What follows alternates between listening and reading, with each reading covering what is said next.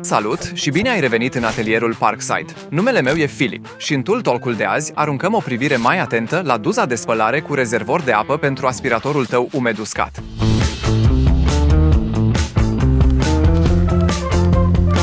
Cu duza de spălare poți curăța ușor o mulțime de lucruri.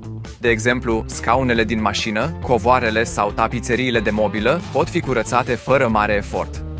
Duza are 3 funcții: pulverizare, periere și, bineînțeles, aspirare.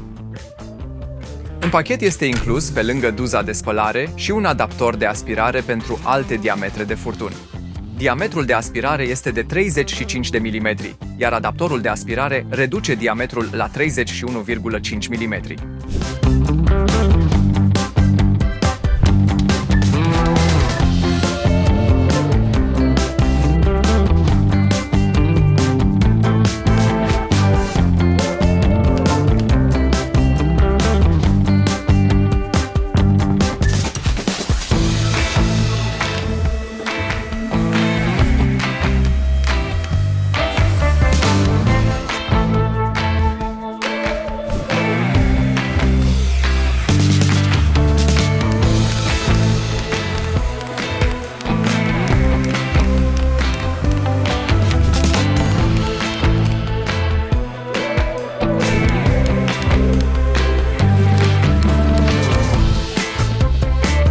Arată mult mai bine.